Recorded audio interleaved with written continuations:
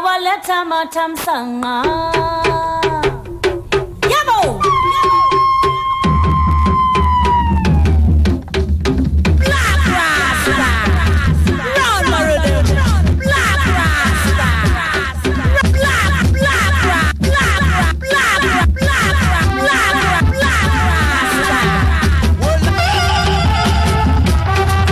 Black Rasta.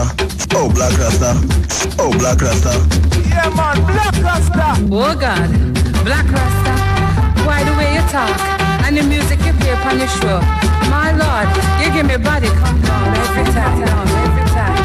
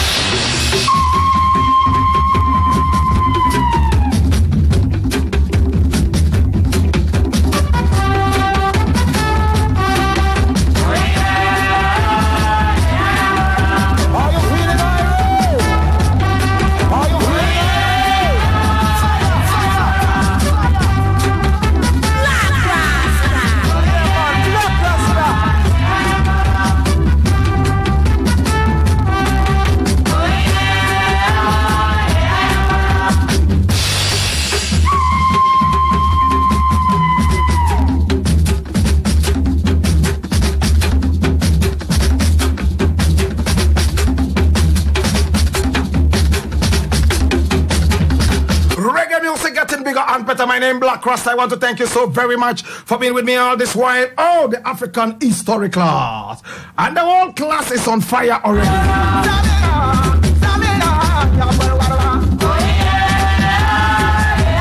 And I can see all you wonderful people inside the African history class already. We have run out of time, so we will not be able to go through the roll call. But I can see Stephen Kuma Mauli, Don Shataguru. Oh my God, have mercy. I can see you, Yao Farouk. One roll. Kwekuligase. I can also see you, Romanticas.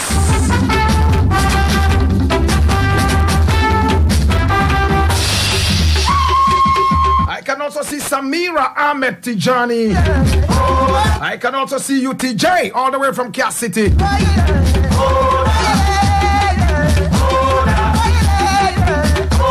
I can see Nino Te, Chucky Popki, Kobi Ojir Ejir. Oh my God, have mercy. So many people inside the African history class. Afisa Ram, I can also see you there. And I can also see you here, Lizato.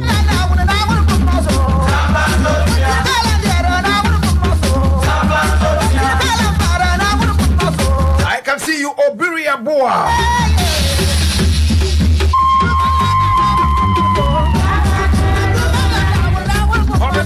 I can also see you Kobina Yenu. Kobina Yenu.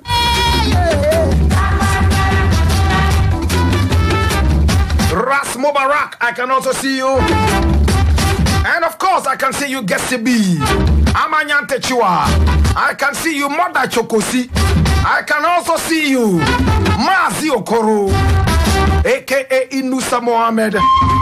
All of you inside the African history class, and we have some very prominent people in the African history class today. In fact, today's African history class is going to be quite emotional. In fact, I'm wondering how I can squeeze all this in just about 20 minutes so we can finish this thing quickly. Okay, with all respect, I want everybody to get seated right now. Everybody sit down. Everybody sit down. Please sit down quickly so we can finish quickly and go. We've already taken so much time. Kwesi Joseph, I can see you. I can see Ike Moore. All of you inside the African history class, I can see. You can see how vast the class is. We cannot mention everybody's name. Hey, I can also see you here. Ellie Kem the Taylor. I can see Edinate. I can see Nana Apia Mensa. Oh my God, have mercy. I am so honored anytime I see you in the class. Nana Apia Mensa. Thank you so much. At workplace, he's my boss. And when it comes to the African history class, I am his boss. Or better still, we are all bosses. Ladies and gentlemen. Okay, upstanding. I know you have had enough action already, but stand up, everybody. Up on your feet. Up. Nana up. Nana up. Everybody. I said everybody up. Okay, let's go. Up. And up and down and up and down and down and down and up and up and shake and shake and shake and shake and shake and shake and shake.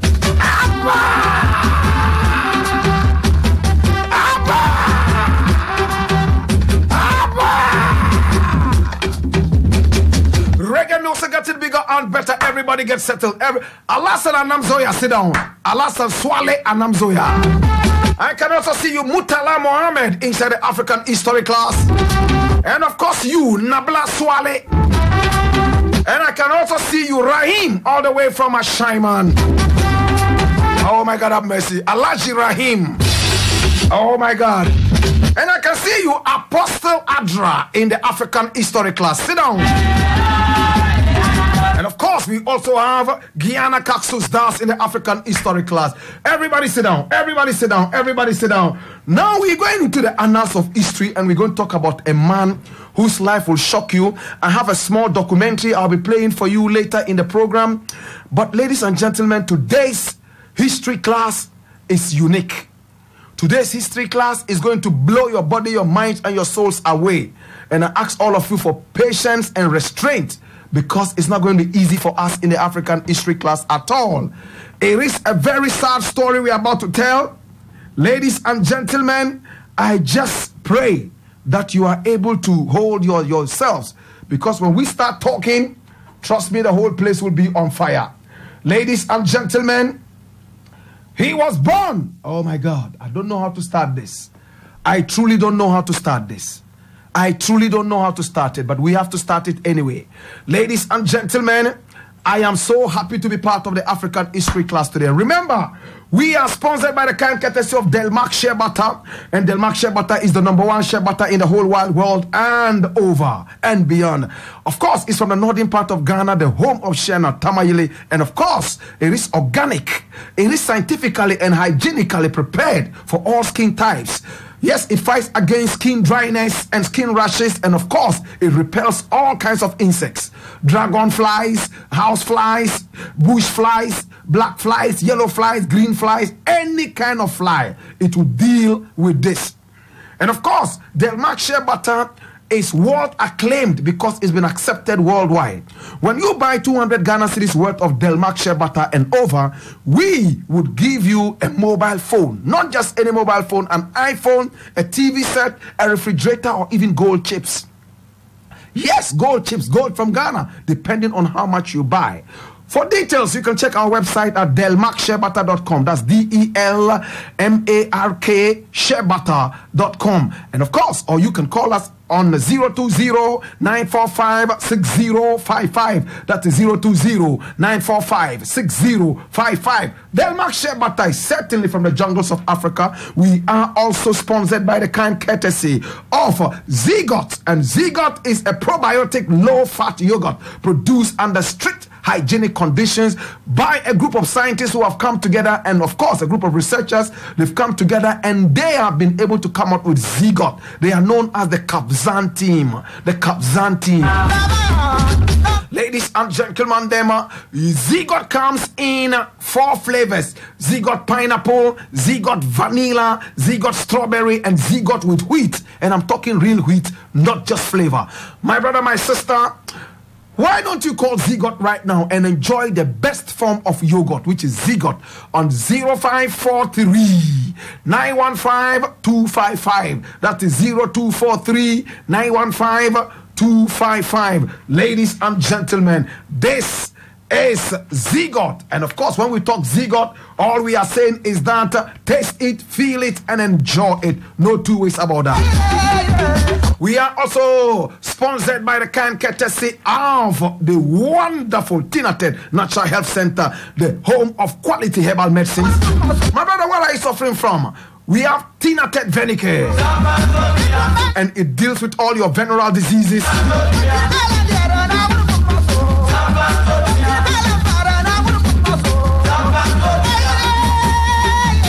It deals with all your venereal diseases. It doesn't matter what kind of venereal disease you have. Go get Tinated Venicare. It's 100% natural. That is why we say it will deal with you appropriately. And of course, if you have pains in your manhood, irregular menstrual flow, and so on and so forth, go get Tinated Venicare. It is proven to be the best for you. We also have the Tinated Waist Peel. Yes, the waist pile capsules. And it's for your piles and your waist pains. Have you been involved in an accident or something? Go get the Tinated Waist Pile capsules, and the Tinated Malacare will take care of your malaria and typhoid fever. No problem at all. Stomach mixture is also here for all your stomach issues. Ulcer, gas, indigestion, heartburns, and hangovers. No problem at all.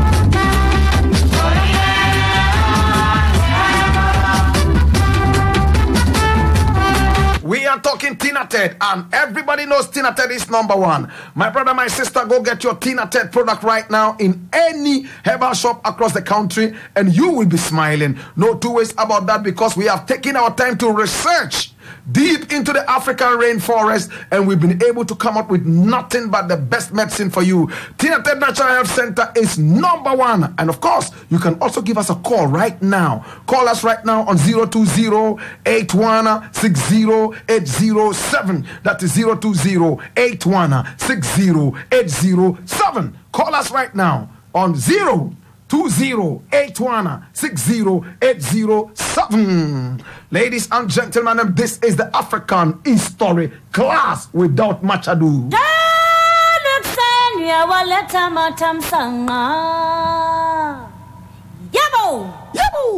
Thank you so very much. He was born, ladies and gentlemen, on the 2nd day of July in 1925. Ladies and gentlemen, I will tell you the topic for today's discussion in a jiffy. But for now, the hero we are talking about today was born on the 2nd day of July in 1925 to a farmer by name Francois Tolinga and a mother known as Julienne Wenato. Ladies and gentlemen, and he was born in Belgian Congo. My brother, my sister, he was born in a village known as Onalula. Ladies and gentlemen, Onalula, in the region known as Katakokombe. Ladies and gentlemen, for short, he was born on the 2nd day of July in 1925 in Belgian Congo. Now we're going to get into detail. His name at birth, ladies and gentlemen, as given to him by his father, was a wonderful name. It was a name translated as the hair of the accursed people, or the hair of the cursed ones. And the spelling of the hair is H-E-I-R, hair. That means somebody who inherits. You understand? Somebody who inherits. So his name was translated as hair of the accursed people, or hair of the accursed ones. It means that the man who will inherit the accursed people. Ladies and gentlemen, who am I talking about? His father was a Christian. He was a Catholic. So he decided to name him Elias. And in the village, they decided to call him Okita Sombo. Okita Sombo. And Okita Sombo simply means heir or inheritor of the accursed ones. Ladies and gentlemen, when we finish with this history class, at the end of the day, you would understand why he was called heir of the accursed ones. The one to inherit the accursed ones. In history, we refer to him as Patrice Lumumba. Ladies and gentlemen, that is the hero for today's African history class.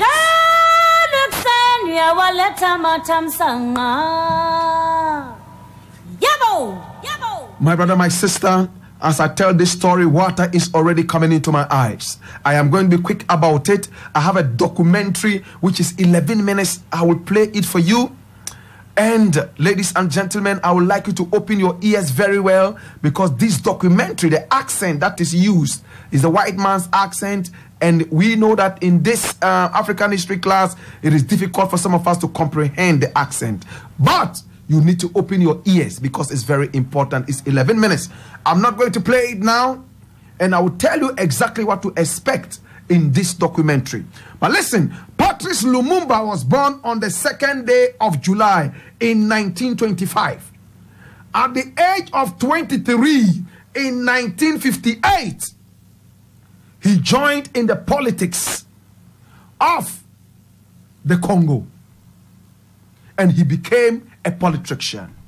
My brother, my sister, before he was born, the Congo, I need you to open your ears very well, and then you would understand every little bit of what I have for you today.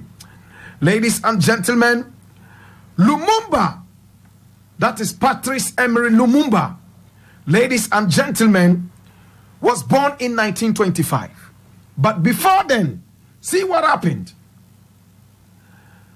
The whole of the Congo, that's why they call it the Belgian Congo, was owned by one man, the King of Belgium. His name was King Leopold. In history, only 2 people were able to own lands. And only 2 people in history. In fact, we will add a 3rd person now in the name of Leopold. We don't normally add Leopold because he did not name a whole country after himself, but he named a whole city after himself. You remember when we talk about people who named a whole country after themselves, right? King Leopold of Belgium decided to take the whole of the Congo as his land. Just like you walk into your land and say that, oh, this is my land. It's 1 acre or 2 plots or 1 plot. He considered the Congo as his own land. My brother, my sister, and it was recognized by the Americans that the Congo was actually the property of the King of Belgium. Listen attentively. He was the King of Belgium, but the country was not a property of Belgium. It was the property of Leopold, King Leopold.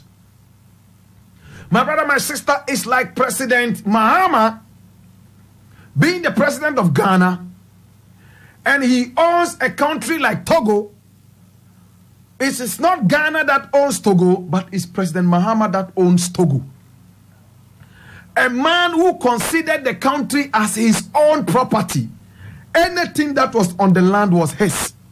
And he was supported by the Americans.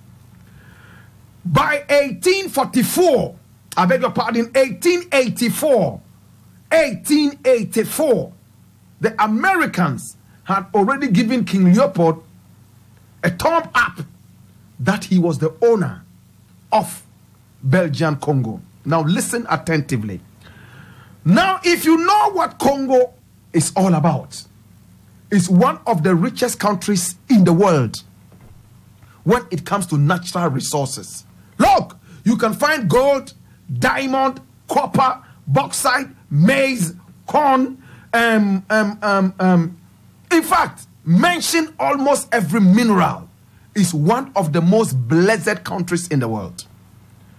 The Belgian Congo, or Congo now, is called Dr. Congo, Democratic Republic of the Congo. My brother, my sister, it has almost every mineral resource that you can think of. And the king of Belgium was the owner of this. Listen to what happened. He ruled that country for 23 solid years.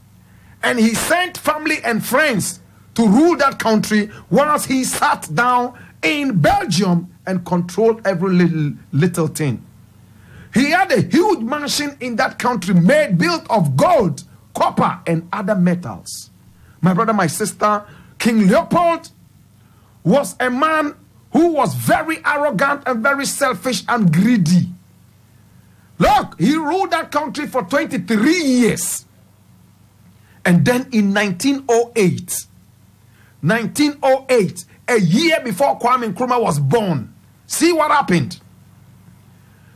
The Belgium started an uprising and said, how can the king, one man, own a whole country like that? Please bring it under the colony of Belgium. And now Belgium stepped in and took over from King Leopold. Do you understand? So King Leopold relinquished the title of owner of the country called Congo to Belgium. It was from that time it was called the Belgian Congo. Ladies and gentlemen, this history is very deep. I need you to open your ears and listen with rapt attention.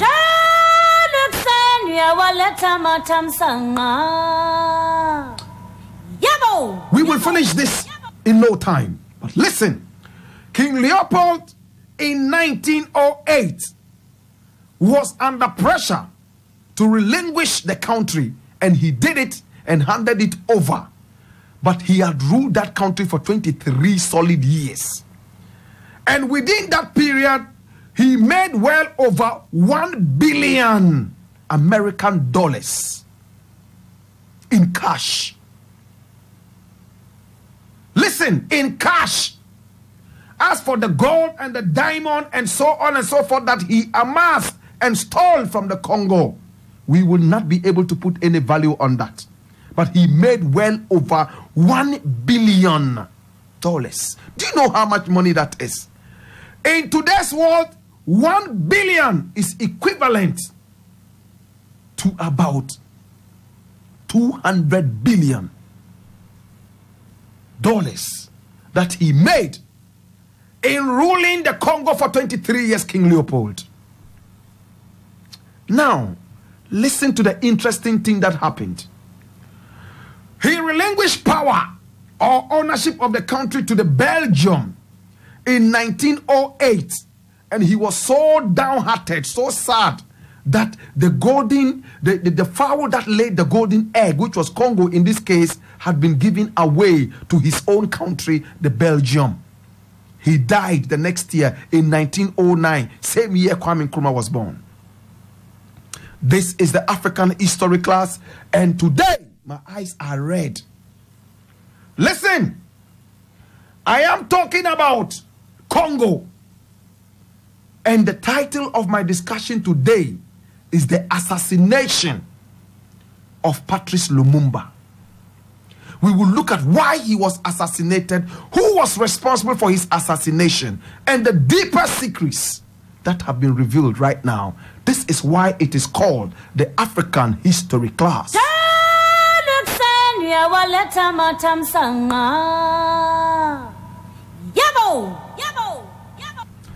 Ladies and gentlemen, let us look at this. Now, was going through crisis after some time.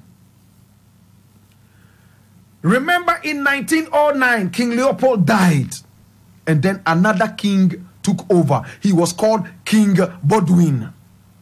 King Baudouin. Baudouin is spelled B-A-O-U-D-O-U-I-N. Baudouin. That's B-A-U-D-O-U-I-N. Baudouin. He succeeded King Leopold as King of Belgium. And in other words, he also became the one who Congo was under. 1909. Ladies and gentlemen, all this while, Patrice Lumumba was not born. He was born in 1925. And then he went into politics in 1958, a year after Ghana gained its independence. He was only 23 years young. But he was extra brilliant, he was smart, and he was an orator, a natural orator. An orator is somebody who speaks good. He speaks well. He has a gift of speech. And the word is orator, O-R-A-T-O-R. Ladies and gentlemen, let's not waste time explaining things. Let's go straight into business. Patrice Lumumba in 1958 went into politics. And then he started doing his own things. All he wanted was independence for his people. My brother, my sister, I am talking about something very important today. And I know that at the end of it all, it will make a lot of meaning to you. Now, in 1958, the young man formed a party. In fact, it was a movement, and they were fighting for independence. This was 1958. My brother, my sister, in 2 years, he was able to struggle enough. Even though he was imprisoned, his party still went on to win the election. Why was he imprisoned? They imprisoned him because they said he had done a fraudulent deal with a post office. You remember it was the same charge against Marcus Garvey, which Jamaica and the Pan-Africanist world is struggling to get off the books of America right now. Ladies and gentlemen, they put him in jail. The white colonial leaders. Patrice Lumumba went to jail. He was still in jail when his party went ahead to win the elections. And Congo became independent. Ladies and gentlemen, Congo became independent on the 30th day of June in 1960. That was the same year Ghana became a republic. So you see, the history of Congo is linked so much with Ghana. Patrice Lumumba went into politics in 1958, a year after Ghana's independence, right? And then the Congo gained its independence from Belgium and other hawks and thieves like France. In 1960, the same year, Ghana became a republic. Now, at the independence ceremony, listen to what happened. That was what changed, and that is the core, the backbone, the pillar of our discussion today. On the day of the independence of the Congo, that was on the 30th day of June 1960, King Baudouin picked up the microphone, and then he told the whole of the Congo that, listen, today, listen to me attentively. Today we are kind enough to give you guys independence.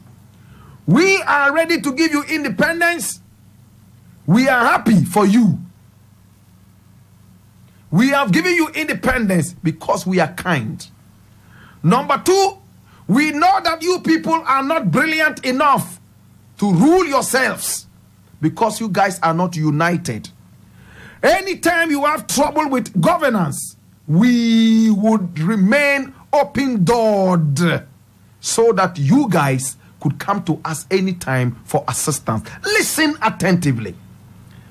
It was a neo-colonialistic ideology. Neo-colonialistic ideology with all respect to Kwame Nkrumah, he coined the term neo-colonialism. After colonialism, what is happening to Africa now is neo-colonialism. They don't need to come into your land anymore to steal from you or whatever. Oh my God. When I look at the time, I get frightened, my brother. Okay, listen. Lord God have mercy. Should we postpone the class till tomorrow? Okay, all right, no problem. We'll continue.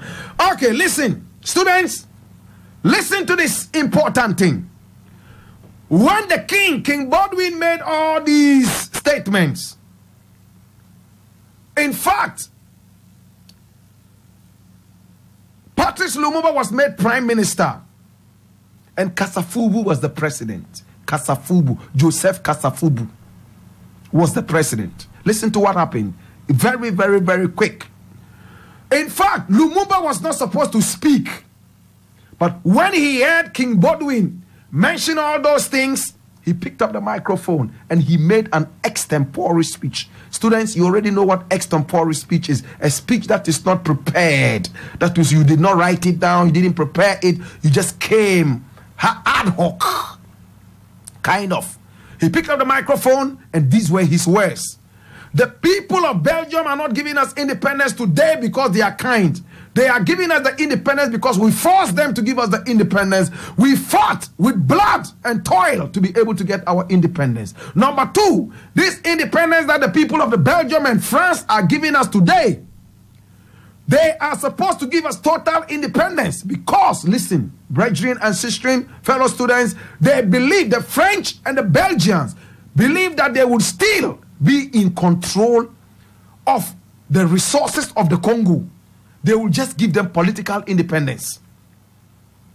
Now, remember I told you Joseph Kasafubu was the president, Patrice Lumumba was the prime minister, and then Mobutu Sese Seko was a banga. You remember Mobutu? Mobutu Sese Seko was a banga, was the staff, the head of staff or chief of staff. Listen to what happened now. When Patrice Lumumba made this speech, he said we need to be in control of our resources. King Baldwin started peeing in his pants. He was so sad to hear this. And then they started planning. The Americans decided to come in. CIA decided to come in. And what they said was that this man called Patrice Lumumba was a dangerous person. They had to take him off and finish him. Or else he will free the Africans and the Africans will rule over the world. Because there was so much gold and diamond, especially in the district of Katanga. Katanga.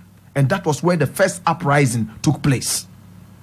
Look, Patrice Lumumba, right after that, never knew peace. He increased everybody's salary and refused to increase the salary of the soldiers. Because at that time, the Belgians were using the local soldiers a lot, paying them money to do foolish things. So he was observing them. And then Mobutu, who was a soldier himself, went underground. CIA now came to him and said, hey, listen, this guy is dangerous. So if you're not careful, he will sack you. Oh. Hey, he's a dangerous guy. And then they gave Mobutu Sese Seko $25,000 American so that he will get rid of Patrice Lumumba. But Mobutu looked at the money and said, I don't need it, keep it. Because at that time, Mobutu had made so many millions himself by stealing a lot of money from the Congo. Look, let's cut a long story short. I'm not sure I'll be able to finish this lecture today.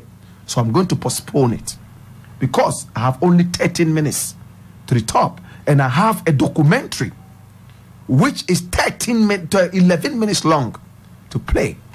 If I rush this lecture, you won't get the main fabric of the thing. So ladies and gentlemen, this is the African History class.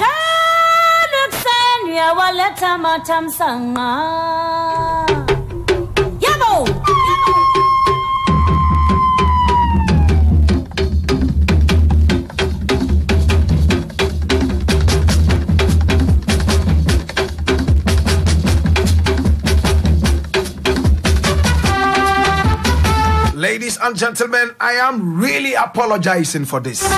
We didn't work out our time good, but tomorrow, when I come, we will start on time and finish on time. This history is very important to me.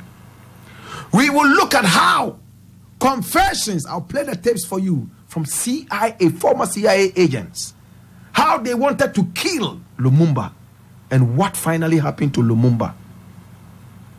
They got independence in 1960. And the next year, the following year, 1961, Lumumba was killed. How was he killed? Who was responsible? What did they do to him? What lessons do we have to learn as today's African people? My brother, my sister, I want to thank you so much. I want to honor you. We cannot finish it because we have just about 10 minutes more to go.